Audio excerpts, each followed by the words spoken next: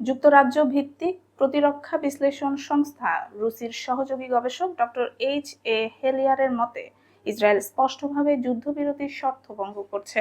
চুক্তিতে বলা হয়েছিল, নতুন বেসামরিক সরকার গঠন না হওয়া পর্যন্ত কোনো অবকাঠামো ধ্বংস করা যাবে না। কিন্তু গাজায় এখনো কোনো সরকার প্রতিষ্ঠিত হয়নি, ফলে এই ধ্বংসযজ্ঞ সরাসরি চুক্তির লঙ্ঘন।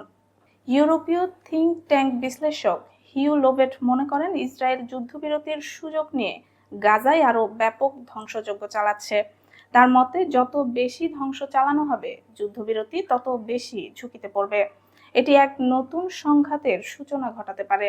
গত 2 বছরের টানা যুদ্ধের পর গাজার প্রায় 75% ভবন কোনো না কোনোভাবে ক্ষতিগ্রস্ত হয়েছে। অনেক পরিবার যুদ্ধের আগুন থেকে বাঁচতে নিজেদের ঘর মেরামত করছিল, কিন্তু যুদ্ধবিরতির পরেও তারা নতুন করে গৃহহীন হয়ে পড়েছে। জাতিসংঘের হিসাবে বর্তমানে গাজার প্রায় 18 লাখ মানুষ মানবিক সংকটে ভুগছেন। খাদ্য, পানি, চিকিৎসা ও আশ্রয়ের তীব্র অভাব দেখা দিয়েছে।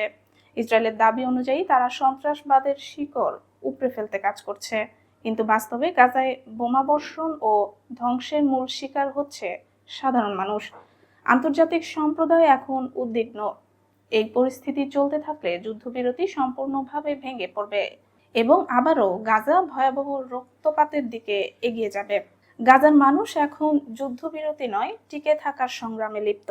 এক সময়ের জনবহুল এই উপত্যকা আজ পরিণত হয়েছে ধ্বংসস্তূপের নগরে, যেখানে ভাঙা ঘরের নিচে চাপা পড়ে আছে হাজারো স্বপ্ন আর আকাশে ঝুলছে অনিশ্চিত ভবিষ্যতের কালো ছায়া।